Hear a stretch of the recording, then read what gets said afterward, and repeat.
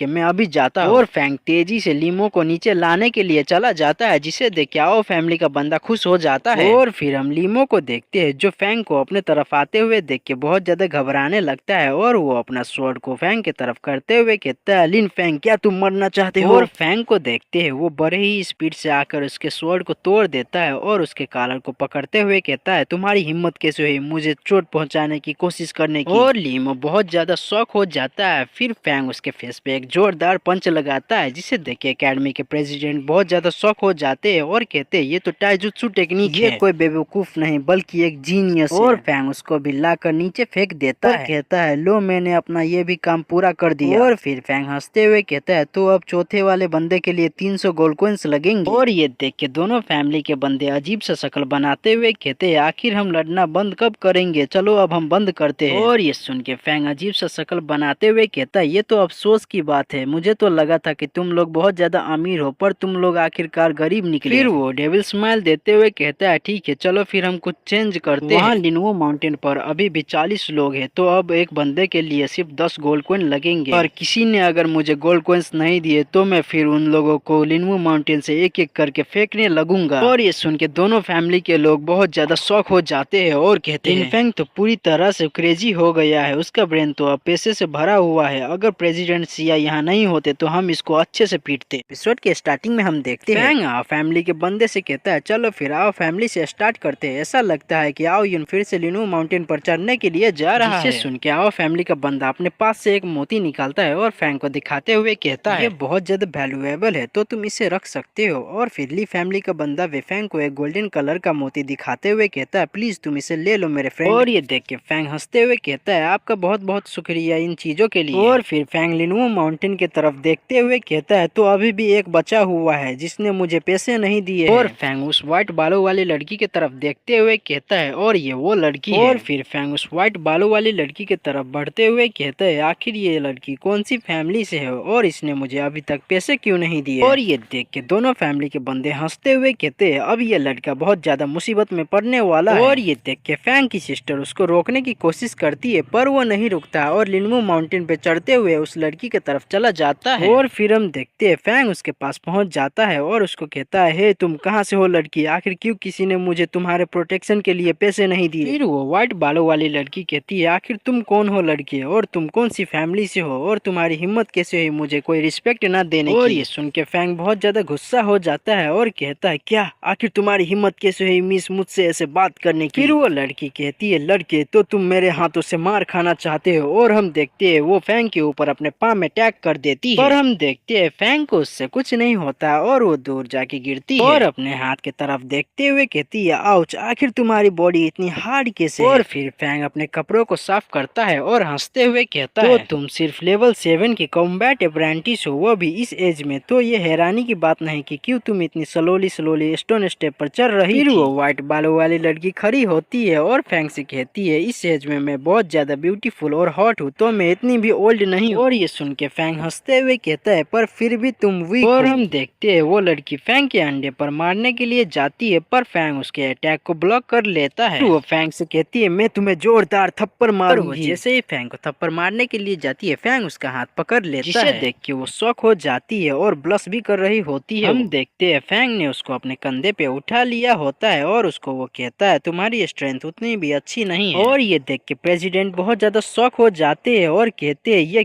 क्या ये सच में लिन फैंग है? उसने सिर्फ यूनमिंग को पीटा ही नहीं बल्कि उसको थप्पड़ भी मार रहा है। और हमें पता चलता है कि उस लड़की का नाम यूनमिंग है। फिर हम देखते हैं फैंग यूनमिंग के पिछवाड़े पे मारते हुए कहता है, अब हम जा रहे हैं तो तुम इतना मत हिलो। और यूनमिंग को देखते हैं जो बहुत ज्यादा ब्लश कर रही होती है और वो फैंग से चिल्ला कर गाली देते हुए कहती है, तुम इविल मॉन्स्टर कहीं के, मैं तुम्हें मार दूंगी। फिर हम उन्हीं दोनों फैमिली के बंदों को देखते हैं जो ये देख के हंसते हुए कहते हैं, आखिर इसने हिम्मत कैसे की यूनमिंग को लिनवू माउंटेन से नीचे लाने की। लिन फैंग अब बहुत बड़ा मुसीबत में पड़ गया है, अपने मुसीबत से खुद से पंगा लिया है। मैं अब सच में देखना चाहता हूँ कि अब आगे क्या होगा। फिर हम फैंग को देखते हैं जो यूनमिंग को नीचे फेंक देता है और कहता है, तो तुम कौन सी फैमिली से हो, उन्हें कह दो कि तुम्हें यहाँ से वापस ले जाए। फिर हम प्रेसिडेंट को देखते हैं जो बहुत ज्यादा गुस्सा होते हुए कहते हैं, लड़के क्या तुम्हारा मन भर गया एकेडमी के टीचर को बुली करके? और ये सुन के फैंग बहुत ज्यादा शॉक हो जाता है। स्टार्टिंग में हम देखते हैं फैंग बहुत ज्यादा शॉक हो जाता है ये जान के कि वो व्हाइट बालों वाली लड़की इस एकेडमी की टीचर है। और फैंग प्रेसिडेंट से कहता है, क्या वो लड़की टीचर है? क्या आप मजाक तो नहीं कर रहे हैं ना? वो लड़की तो सिर्फ लेवल 7 की कॉम्बैट अप्रेंटिस थी, तो वो कैसे एक टीचर हो सकती है? फिर प्रेसिडेंट उसको कहते हैं, टीचर यूनमिंग हमारी न्यूली इनवाइटेड एल्केमिस्ट है। वो सिर्फ 21 साल की है पर वो बहुत ज्यादा स्ट्रॉन्ग है, हालांकि उसकी कल्टीवेशन एक ऑर्डिनरी इंसान जैसी है। वो सिर्फ एक लेवल 7 की कॉम्बैट अप्रेंटिस है जैसा कि तुमने देखा ही होगा। और वो आज अपनी खुद की टैलेंट को चेक कर रही थी लिनवू माउंटेन पे चढ़ के, लेकिन सिर्फ ये रीजन के लिए तुमने अपने टीचर के बैक पर मारा और उसको लिनवू माउंटेन पर से नीचे लाकर फेंक दिया। फिर फैंग की सिस्टर प्रेसिडेंट से कहती है, मिस्टर प्रेसिडेंट, फैंग ज्यादा कुछ एकेडमी के बारे में नहीं जानता, तो प्लीज आप उसको माफ कर दो क्योंकि वो अभी भी एक बच्चा ही है। और फिर वो फैंग से कहती है, फैंग जल्दी से टीचर यूनमिंग से माफी मांगो। और फैंग टीचर यूनमिंग के पास जाता है और उसको कहता है, हेलो टीचर, और वो डर के जल्दी से वहाँ से भाग जाता है, जिसे देख के टीचर यूनमिंग बहुत ज्यादा गुस्सा होते हुए कहती है, क्या वो यहाँ से भाग गया? और फिर हम फैंग को देखते हैं वो भागते हुए कहता है, अब मैं कैसे टीचर के पास वापस जाऊंगा? तो मुझे लगता है कि वापस जाने का सिर्फ एक ही रास्ता है, मुझे उन सभी को इम्प्रेस करना होगा लिनवू माउंटेन के टॉप तक चढ़, नहीं तो एकेडमी मेरे एग्जाम की क्वालिफिकेशन को कैंसिल कर देगी, नहीं तो मुझे बहुत ज्यादा देर हो जाएगी। मैंने अपना बदला भी ले लिया है और अब मेरे पास काफी सारा पैसा भी है, अब मुझे लिनवू माउंटेन पे कन्क्यूर करना होगा। फिर हम प्रेसिडेंट को देखते हैं और वो कहते हैं, मैं बहुत ज्यादा गुस्से में हूँ, तो मैं उसकी क्वालिफिकेशन को कैंसिल करता हूँ और ये मैंने उसकी टैलेंट को देख के नहीं किया है। और फिर फैंग की सिस्टर क्यूट सा फेस बनाते हुए प्रेसिडेंट से विनती करने लगती है। फिर हम देखते हैं टीचर यूनमिंग प्रेसिडेंट से कहती है, मैंने उसको पहले ही माफ कर दिया है, तो आप उसको एग्जाम देने दो, वैसे भी वो बच्चा बहुत ज्यादा टैलेंटेड है। और प्रेसिडेंट फिर कहते हैं, टीचर यूनमिंग ने अब ये कह दिया है तो मैं उसको फिर माफ कर देता हूँ। और प्रेसिडेंट कहते हैं, यूनमिंग उतनी भी सिंपल नहीं है, अगर तुम उसको ऑफेंड करते हो तो तुम्हारे लिए एंडलेस मुसीबतें आएंगी। और फिर फैंग की सिस्टर बहुत ज्यादा खुश होते हुए कहती है, शुक्रिया मिस्टर प्रेसिडेंट, शुक्रिया टीचर यूनमिंग। फिर टीचर यूनमिंग एक अजीब स्माइल करते हुए कहती है, वेलकम। और वो अपने मन में कहती है, लिन फैंग जल्दी से तुम एकेडमी ज्वाइन करो, फिर एकेडमी मेरा टेरिटरी होगा और फिर मैं तुम्हें टॉर्चर करूंगी जब तक कि तुम मर नहीं जाते, नहीं तो मैं तुमसे बदला कैसे ले पाऊंगी। फिर हम फैंग को देखते हैं वो लिनवू माउंटेन पर चढ़ने के लिए रेडी होता है, फिर वो तेजी से स्टोन स्टेप के ऊपर चढ़ने लगता है और वो चढ़ते हुए कहता है, चलो फिर देखते हैं क्या है लिनवू माउंटेन के टॉप पे। फिर सीन शिफ्ट होता है और हम थोड़े समय बाद का सीन देखते हैं। हम देखते हैं फैंग आओ यून और लीमो को क्रॉस करते हुए कहता है, वाह तुम दोनों तो अभी भी 10th स्टोन स्टेप पर हो, जल्दी करो अगर तुम लोग कर सकते हो तो। और ये देख के वो दोनों बहुत ज्यादा शॉक हो जाते हैं और वो दोनों वहीं पे बेहोश हो जाते हैं। फिर फैंग उन दोनों के तरफ देखते हुए कहता है, तुम दोनों वे जीनियस हो तो तुम लोग अच्छे से बिहेव करो। फिर सीन शिफ्ट होता है और हम देखते हैं फैंग 29 स्टोन स्टेप पर पहुंच जाता है और कहता है, ये 29 स्टोन स्टेप है, बस एक और स्टोन स्टेप फिर मैं एकेडमी के इंडोर में ज्वाइन कर पाऊंगा। और फिर हम देखते हैं फैंग 30 स्टोन स्टेप पर चला जाता है, जिसे देख के फैंग की सिस्टर खुशी से उछलते हुए कहती है, फैंग तुम तो ब्रिलियंट हो। और फिर हम उन्हीं दोनों फैमिली के बंदों को देखते हैं जो फैंग को देख के के बहुत ज्यादा शॉक हो जाते हैं और वो कहते हैं 30 स्टोन स्टेप, वो इस साल का फर्स्ट इंडोर स्टूडेंट है। आखिर वो कैसे हो सकता है, आखिर कैसे थोड़ा सा भी टैलेंटेड बच्चा नहीं निकला और फैमिली ओनली फैमिली में से। फिर हम टीचर यूनमिंग को देखते हैं और वो भी बहुत ज्यादा शॉक हो जाती है फैंग को देख के और कहती है लिन फैंग ने तो बहुत जल्दी 30 स्टोन स्टेप तक चढ़ लिया है, मैं नहीं जानती कि अब वो कितने स्टोन स्टेप तक चढ़ पाएगा। और फिर प्रेसिडेंट टीचर यूनमिंग से कहते हैं उसके अभी के कंडीशन के हिसाब से मुझे लगता है कि वो 60 स्टोन स्टेप तक चढ़ पाएगा। और ये सुन के टीचर यूनमिंग अपने मन में कहती है ऐसा कभी नहीं हो सकता, प्रेसिडेंट ने लिन फैंग के लिए कुछ ज्यादा ही कह दिया है। एकेडमी के हिस्ट्री में सिर्फ कुछ ही लोग थे जिन्होंने 60 स्टोन स्टेप तक चढ़ा था और प्रेसिडेंट सिया युन ने 65 स्टोन स्टेप तक चढ़ा था, जो कि अभी तक का रिकॉर्ड है। एपिसोड के स्टार्टिंग में हम देखते हैं फैंग शो ऑफ करते हुए कहता है जो सप्रेशन फोर्स है वो सिर्फ अभी 600 किलो की है, जो कि मेरे लिए कुछ भी नहीं है। और हम देखते हैं वो चढ़ते चढ़ते 40 स्टोन स्टेप तक चढ़ जाता है और फिर सीन शिफ्ट होता है। हम देखते हैं थोड़े समय बाद फैंग ने 50 स्टोन स्टेप तक चढ़ लिया होता है और फिर वो जैसे ही 60 स्टोन स्टेप तक जाता है फैंग के बॉडी पर बहुत ज्यादा प्रेशर पड़ने लगता है और उसको बहुत ज्यादा मुश्किल होने लगता है। और फिर हम फैंग की सिस्टर को देखते हैं जो फैंग को 60 स्टोन स्टेप तक चढ़ा हुआ देख के खुशी से उछलने लगती है और प्रेसिडेंट भी बहुत ज्यादा खुश होते हुए कहते हैं ग्रेट, उसने 60 स्टोन स्टेप तक चढ़ लिया, तो एकेडमी को अब लिन फैंग की ट्रेनिंग के ऊपर बहुत ज्यादा ध्यान देनी होगी। और फिर हम टीचर यूनमिंग को देखते हैं जो इस बात से खुश नहीं लग रही होती है और वो कहती है ये लड़का तो बहुत ज्यादा एबनॉर्मल है। फिर हम देखते हैं फैंग बहुत ज्यादा मुश्किल से अब स्टोन स्टेप के ऊपर चढ़ रहा होता है और वो बहुत मुश्किल से चढ़ते हुए कहता है यहाँ पर जो सप्रेशन पावर होगी वो 1100 किलो की होगी, जो कि सच में आसान बात नहीं है, पर मैं इसे झेल सकता हूँ क्योंकि मेरी बॉडी की लिमिट 1250 किलो की है। और फिर सीन शिफ्ट होता है और हम नीचे का सीन देखते हैं जहाँ प्रेसिडेंट फैंग की तरफ उंगली से दिखाते हुए कहते हैं लिन फैंग 65 स्टोन स्टेप के ऊपर चढ़ गया है और अब वो मेरे रिकॉर्ड को तोड़ने वाला है। और वहाँ के जितने भी लोग होते हैं वो ये देख के बहुत ज्यादा शॉक हो जाते हैं, उन लोगों की मुंह खुली की खुली रह जाती है ये देखने के बाद। फिर हम लिनुओ माउंटेन का सीन देखते हैं जहाँ फैंग ऊपर की तरफ देखता है और चिल्लाते हुए कहता है मैं आज तुम पे कंक्यूर करके रहूंगा। और फैंग उस स्टोन स्टेप पे अपना पैर रखता है जिसकी वजह से फैंग के बॉडी के ऊपर बहुत ज्यादा प्रेशर पड़ने लगता है और फैंग फिर अपना पूरा जोर लगा देता है, वजह से उसका कपड़े भी फटने लगता है। फिर हम देखते हैं फैंग बहुत ज्यादा हाफ रहा होता है और वो फाइनली 66 स्टोन स्टेप पर चला गया होता है। देख के फैंग की सिस्टर बहुत ज्यादा खुश हो जाती है और वो लिटिल गोल्ड को बहुत टाइट से गले लगा लेती है। फिर प्रेसिडेंट भी फैंग को देख के बहुत ज्यादा खुश होते हुए कहते हैं लिन फैंग ने रिकॉर्ड को तोड़ दिया और उसने बहुत ज्यादा कम समय में उतने हाइट तक चढ़ गया है। फिर हम उन्हीं दोनों फैमिली के बंदों को देखते हैं जो फैंग की तरफ देखता है और उदास होते हुए कहता है ये दूसरा एबनॉर्मल पावरफुल बंदा है जिसको हमने देखा है, आओ यून और लिमो तो फैंग के आगे कुछ भी नहीं है। फिर हम टीचर यूनमिंग को देखते हैं जो बहुत ज्यादा हैरान होते हुए कहती है इस लड़के में कुछ तो बात है। और फिर हम फैंग को देखते हैं जो 67 स्टोन स्टेप तक आते आते बहुत ज्यादा घायल हो जाता है और फिर वो 68 स्टोन स्टेप के ऊपर चढ़ते हुए कहता है मैं यहाँ रुक नहीं सकता, अगर 1500 किलो और 2000 किलो का प्रेशर भी हो जाए तब भी। और फिर वो अगले स्टोन स्टेप पर चढ़ने के लिए अपने शरीर का पूरा जोर लगाते हुए कहता है आज मैं लिनुओ माउंटेन के सप्रेशन पावर से अपने बॉडी का लिमिट ब्रेक थ्रू करूंगा। हम फैंग की सिस्टर को देखते हैं जो रोते हुए कहती है फैंग आगे बढ़ते रहो। और फिर वो फैंग की हालत देख के बहुत ज्यादा रोने लगती है। हम देखते हैं फैंग के पूरे बॉडी से ब्लड निकल रहा होता है और हमें पता चलता है कि फैंग ने 98 स्टोन स्टेप तक चढ़ लिया है। और ये देख के प्रेसिडेंट कहते हैं उसमें कुछ तो बात है, लिन फैंग के बारे में जैसा हमने सोचा था वो उससे भी बहुत ज्यादा आगे है। फिर हम फैंग को देखते हैं जो कहता है यहाँ तो मुझे बहुत ज्यादा दर्द हो रहा है क्योंकि जो सप्रेशन पावर है वो 2000 किलो से भी बहुत ज्यादा है। और फिर फैंग की सिस्टर उसको चिल्ला कर कहती है फैंग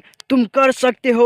और प्रेसिडेंट फैंग की तरफ देखते हुए कहते हैं पहले ही 15 मिनट से ज्यादा हो गया है पर फैंग क्यों अभी तक मूव नहीं कर रहा है। को देखते हैं जो कहता है अब मुझे अगले स्टोन स्टेप पे जाना होगा और वो अपना हाथ बहुत मुश्किल से 99 स्टोन स्टेप पे ले जाने लगता है और हम देखते हैं वो ऑलमोस्ट चढ़ने वाला होता है। पर जैसे ही वो थोड़ा सा 99 स्टोन स्टेप पे जाता है पूरे हाथ से बहुत ज्यादा ब्लड निकलने लगता है जिसे देख के वो भी बहुत ज्यादा शॉक हो जाता है और वो कहता है जो 99 स्टोन स्टोन स्टेप की सप्रेशन पावर है वो कम से कम 25 किलो की होगी और वो अपना शरीर का पूरा जोर लगाते हुए कहता है तो क्या हुआ चलो चलते हैं। और हम देखते हैं वो 99 स्टोन स्टेप पे पहुंच जाता है, पर जैसे ही वो थोड़ा आगे जाता है उसके ऊपर बहुत ज्यादा प्रेशर पड़ता है जिसकी वजह से वो झुक जाता है। हम देखते हैं फैंग के पूरे मुंह से ब्लड निकलने लगता है और उसकी हालत पूरी तरह से पंक्चर हो गई होती है। फिर हम देखते हैं वो अपने शरीर का पूरा जी जान लगा देता है और फिर उसके पास से एक एनर्जी निकलने लगती है और वो एनर्जी इतनी बढ़ जाती है कि फैंग के पूरे शरीर के कपड़े फट जाते हैं और वो एनर्जी इतनी बढ़ जाती है कि वहाँ पर एक बहुत बड़ा ब्लास्ट होता है। ये देख के जितने भी लोग होते हैं वो सारे लोग शॉक हो जाते हैं और बहुत ज्यादा हैरानी से फैंग की तरफ देखने लगते हैं। और फिर हम फैंग की सिस्टर को देखते हैं जो ये देख के बहुत ज्यादा रोने लगती है और वो चिल्ला कर कहती है फैंग। एपिसोड के स्टार्टिंग में हम देखते हैं फैंग लिनवू माउंटेन के ऊपर खड़ा होता है और ये देख के फैंग की सिस्टर बहुत ज्यादा खुश हो जाती है और वो कहती है फैंग आखिर तुमने कर दिखाया, मैं सपना तो नहीं देख रही हूँ ना। फैंग तो सच में लिनवू माउंटेन के पीक तक चढ़ गया है। फिर हम देखते हैं प्रेसिडेंट और टीचर यूनमिंग को। टीचर यूनमिंग कहती है इस साल कोई भी इंडोर स्टूडेंट नहीं है, पर यह हिस्ट्री में पहली बार है कि कोई स्पिरिट एकेडमी का स्टूडेंट बना है। सच में ये तो अनबिलीवेबल है। प्रेसिडेंट कहते हैं लिनफैंग ने लिनवू माउंटेन के पीक तक चढ़ा है तो ये उसको एक स्पिरिट एकेडमी का स्टूडेंट बनाता है, हमें अपना बेस्ट ट्राई करना होगा ऐसे जीनियस को पढ़ाने के लिए। सीन शिफ्ट होता है और हम फैंग को देखते हैं जो वहाँ का फ्रेश एयर फील कर रहा होता है और फिर उसको अपने साइड पर कुछ दिखता है। हम देखते हैं वहाँ पर एक बुक होती है और फिर फैंग उस बुक को उठा लेता है और बहुत ज्यादा खुश होते हुए कहता है लिनवू माउंटेन पर तो एक एंशिएंट स्क्रॉल बुक है। फिर हम देखते हैं फैंग वहीं पे बैठ के उस बुक को पढ़ने लगता है और अजीब सा शक्ल बनाते हुए कहता है ये तो सिर्फ एक अर्थ लेवल की स्किल स्क्रॉल बुक है। फिर हमें बताते हैं कि डिवाइन माइंड कॉन्टिनेंट में बहुत सारे स्किल्स है और वो सभी स्किल्स 4 लेवल में डिवाइडेड है। पहले लेवल पर है हेवन लेवल, उसके बाद अर्थ लेवल, फिर डार्क लेवल और लास्ट में आता है येलो लेवल और उन सभी से भी ऊपर 4 लेवल्स आते हैं और वो सभी है स्पिरिचुअल, सुपीरियर, होली और डिवाइन। और ये सभी बहुत ज्यादा रेयर होती है। फिर फैंग उस बुक के तरफ देखते हुए कहता है पहले एक कॉम्बैट सेंट था और मैंने बहुत सारे डिवाइन स्किल्स की बुक पढ़ी हुई है और यहाँ के लोगों के लिए ये बुक भी बहुत ज्यादा रेयर है। और वो फिर हंसते हुए कहता है देखने से ऐसा लग रहा है कि मेरे पास अब एक और रास्ता है पैसे कमाने का। सीन शिफ्ट होता है और हम देखते हैं फैंग लिनवू माउंटेन से नीचे आ गया होता है और वो सारे लोग बस उसको देखे जा रहे होते हैं। फिर फैंग की सिस्टर भागते हुए जाती है और फैंग को कस के गले लगा लेती है और वो बहुत ज्यादा खुश होते हुए कहती है फैंग क्या तुम ठीक हो? और फैंग उसको कहता है तुम परेशान मत हो सिस्टर, मैं पूरी तरह से ठीक हूँ। और फिर हम प्रेसिडेंट को देखते हैं जो हंसते हुए फैंग से कहते हैं फैंग तुम तो बहुत ज्यादा ब्रिलियंट हो और अब तुम क्वालिफाइड हो गए हो स्पिरिट एकेडमी के स्टूडेंट बनने के लिए, तो क्या तुम स्पिरिट एकेडमी के स्टूडेंट बनना चाहते हो? फैंग बहुत ज्यादा खुश होते हुए प्रेसिडेंट से कहता है ये भी कोई पूछने की बात है, और मैं एल्केमी सीखना चाहता हूँ। और ये सुन के प्रेसिडेंट बहुत ज्यादा शॉक हो जाते हैं और कहते हैं फैंग क्या तुम श्योर हो? तुम्हारा टैलेंट एकेडमी में सबसे ज्यादा है और तुम अपने कल्टीवेशन पे कंसंट्रेट करोगे तो तुम्हारा फ्यूचर जल्दी ही बहुत ज्यादा अच्छा हो जाएगा। पर एल्केमी कल्टीवेशन से बहुत ज्यादा डिफरेंट होती है। तुम्हारे पास एक फैंटास्टिक गिफ्ट है तो वो वेस्ट हो जाएगा अगर तुम एल्केमी को चूज करते हो तो। फिर हम फैंग की सिस्टर को देखते हैं जो फैंग से कहती है अगर मैं सही हूँ तो तुम्हारा कल्टीवेशन में इंटरेस्ट रहा है। क्यों, मैंने सही कहा ना फैंग? फिर क्यों तुम एल्केमी को सीखना चाहते हो? और हमारा वीडियो यहीं पे खत्म हो जाता है। आशा करता हूँ कि आप सभी लोगों को वीडियो पसंद आया होगा। अगर पसंद आया होगा तो चैनल को सब्सक्राइब कर दीजिएगा और नोटिफिकेशन बेल को भी ऑन कर दीजिएगा ताकि आप अगली आने वाली वीडियो को मिस ना करें। तो फिर इसके अगले एपिसोड में हम देखेंगे कि फैंग क्या चूज करता है, एल्केमी को चूज करता है या फिर कल्टीवेशन को चूज करता है। जानने के लिए देखते रहिए गॉड रिबर्थ इन अ ट्रैश बॉडी। और जाने से पहले आप सभी लोगों का मेरे तरफ से एक बहुत बड़ा वाला थैंक यू है। आप लोगों के बिना मेरा 1000 सब्सक्राइबर नहीं हो सकता था, तो बस ऐसे ही आप लोग सपोर्ट करते रहिए। मिलते हैं फिर किसी और नए वीडियो के साथ, तब तक के लिए टाटा बाय बाय।